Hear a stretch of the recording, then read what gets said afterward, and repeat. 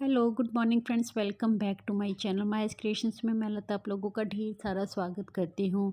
तो फ्रेंड्स, मैंने मशीन का लोड लगा रखा है और कपड़े लगातार 3-4 दिन से धुल ही रहे हैं। पहले मशीन ख़राब हो गई थी और धूप भी नहीं थी, अभी धूप भी अच्छे से निकलने लग गई है।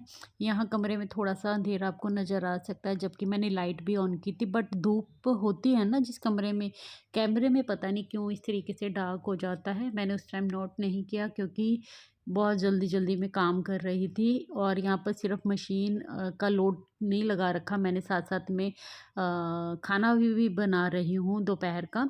ये 12-1 बजे का टाइम है जब मैंने अपनी वीडियो अपलोड की थी, उसके बाद से ही ये सब काम मैंने जो स्टार्ट कर दिए थे। लगातार काम चलते जा रहे हैं, बस रुकने का नाम नहीं ले रहे।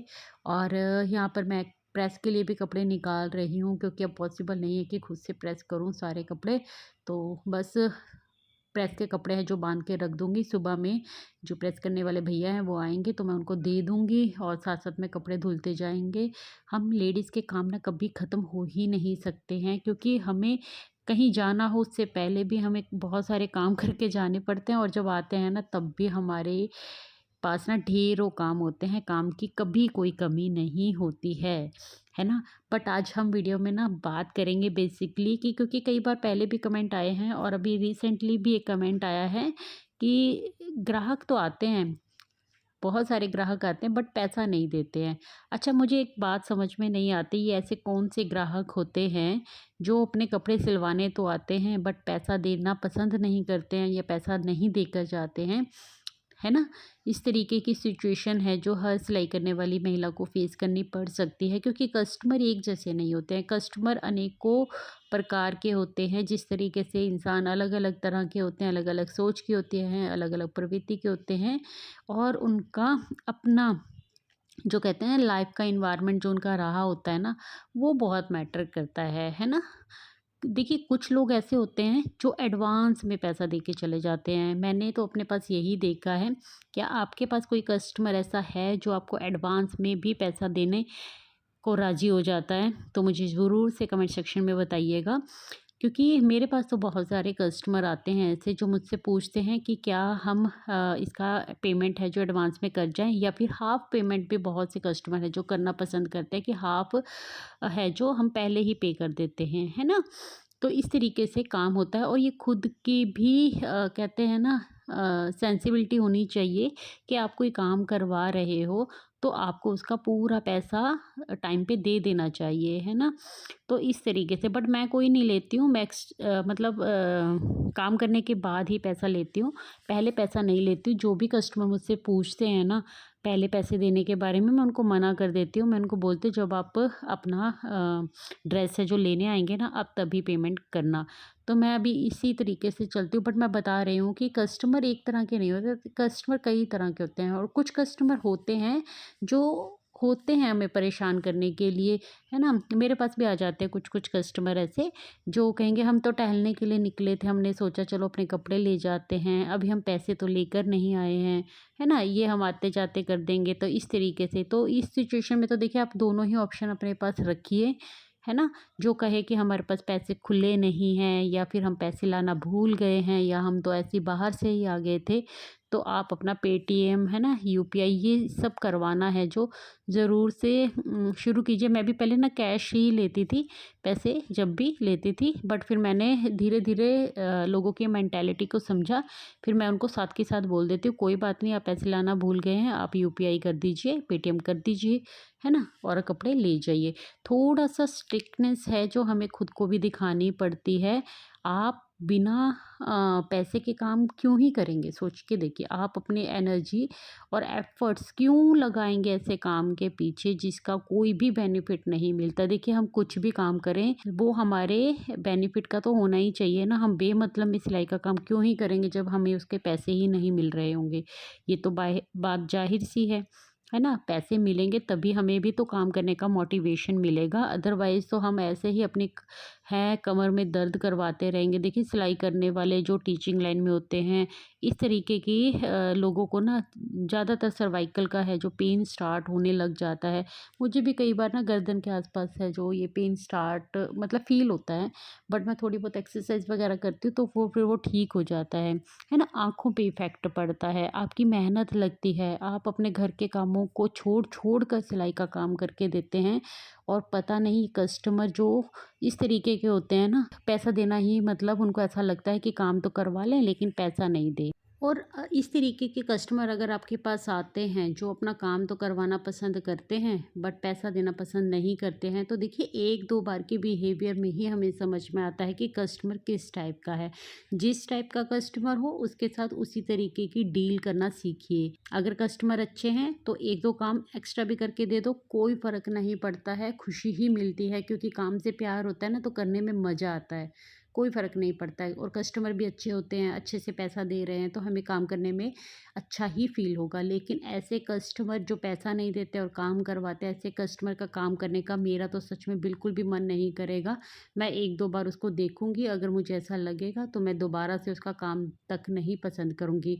और जैसे कि अभी रिसेंटली कमेंट आया है, मैं उसी के ऊपर बेसिकली बात करूँगी कि अगर आपके पास कस्टमर आ रहे हैं, आप कह रहे हो कि कस्टमर तो आ रहे हैं बहुत सारे बट पैसे नहीं देते हैं, तो ऐसे कस्टमरों के साथ इस तरीके से डील कीजिए आप कि जब वो आपके पास काम लेकर आए ना, तो उनको बोलिए कि आप इसकी मतलब अगर वो काम 1-2 ड्रेसेस से ज़्यादा का है ना, तो हाफ़ पेमेंट या फिर कुछ पेमेंट ऐसी आप डिसाइड करके रखिए जो आप उससे पहले ही करवा लीजिए कि आपका ये काम है। इस तरीके से उनको टोटल बिल बनाकर दो आप पहले ही, क्योंकि आपको तो पता है ना कि जो आप ड्रेस सिलने वाले हो, सूट सिल रहे हो, सिंपल सूट सिल रहे हो, ब्लाउज़ सिल रहे हो, जो भी उसके चार्जेस हैं उनको बताइए आप। 2-3 ड्रेस अगर लगातार उनकी साथ में है मतलब बल्क में कपड़े आपके पास हैं, तो फिर आप ऐसे ही मत लीजिए कि कपड़े ले लिए आपने और फिर वो 1-1, 2-2 करके आपसे ब्लाउज़ या कपड़े लेकर जाते रहें और आपको पैसा पूरा दे ही नहीं, वो पैसे लटकते रह जाते हैं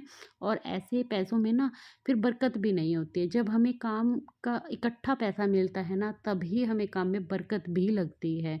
तो आपको क्या करना है ना, उनसे कुछ ना कुछ चार्ज ज़रूर से पहले ले लेना है। देखिए, आजकल ऑनलाइन पेमेंट ईज़िली अवेलेबल है, कोई भी ऐसा नहीं होता है इंसान चाहे वो महिला ही क्यों ना हो, जॉब कर रही हूँ या ना कर रही हूँ, कार्ड सबके पास होता है मतलब अपना पेटीएम वगैरह सबके पास होता है और अगर नहीं है ना जिनके पास भी, तो आप उनको बोलिए प्लीज़ से आप पहले पेमेंट करके जाइए 100-200 रुपए, क्योंकि आप उनको बता सकते हैं कि मेरे पास बहुत से कस्टमर ऐसे मैंने देखे हैं जिनको प्रॉब्लम होती है फिर डील करने में, है ना? अगर वो आपके रिलायबल कस्टमर होंगे, अगर आपके पास ही वो काम करवाना पसंद करते होंगे ना, तो वो डेफ़िनेटली आपके पास आएँगे और आपको पैसा भी देकर जाएँगे। दूसरा आप ये भी कर सकते हैं कि पूरे कपड़े उनको कभी भी ना दें, कुछ ना कुछ कपड़े अपने पास ज़रूर से रखें ताकि वो अपने कपड़े लेने आएँ और पेमेंट पूरी करके ही जाएँ। मुझे पैसे से लेकर कुछ ख़ास परेशानी नहीं देखने को मिलती है।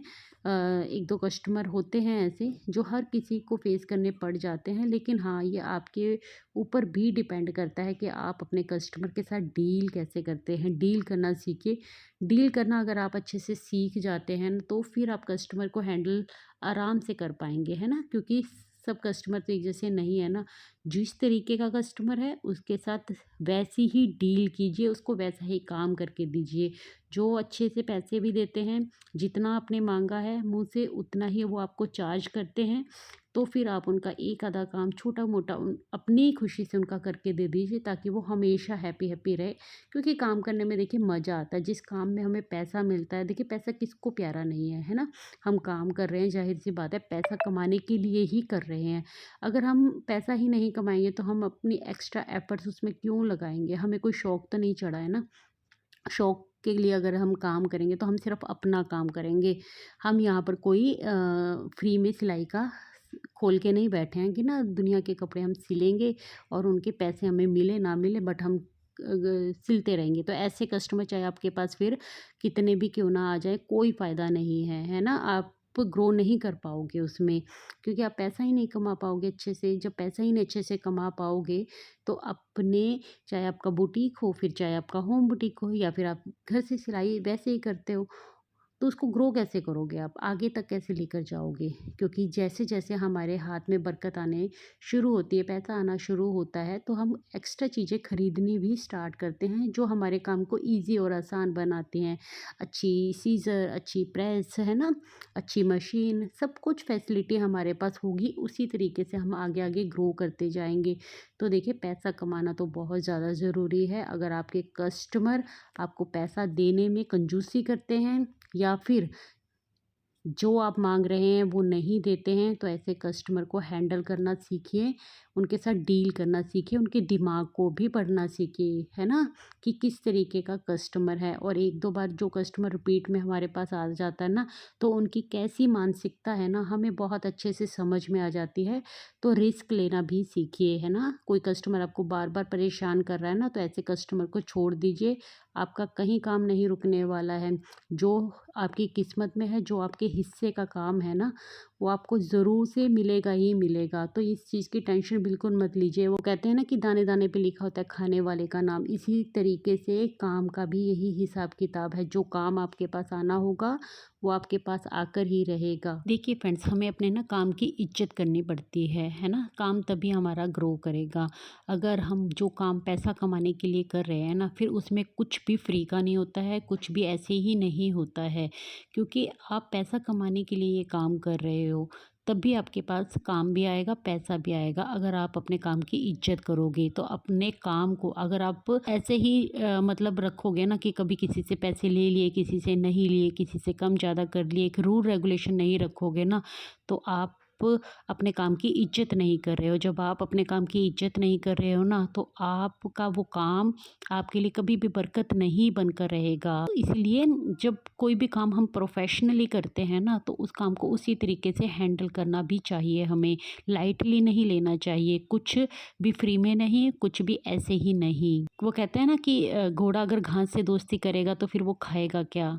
तो यही काम के प्रति आपको रवैया रखना है अपना, काम की इज़्ज़त करनी है। ये थी मेरी राय आपके लिए कि आप किस तरीके से अपने कस्टमर को हैंडल कर सकते हैं।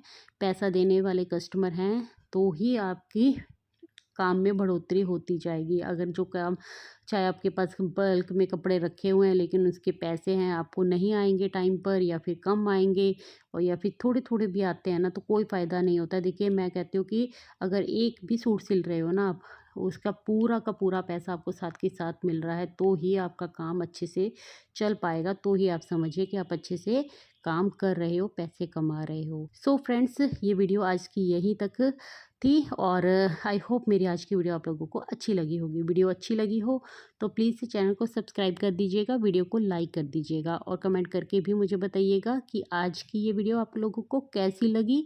मैं मिलती हूँ कल एक न्यू वीडियो के साथ। तब तक के लिए take care friends, bye bye. Thanks for watching guys.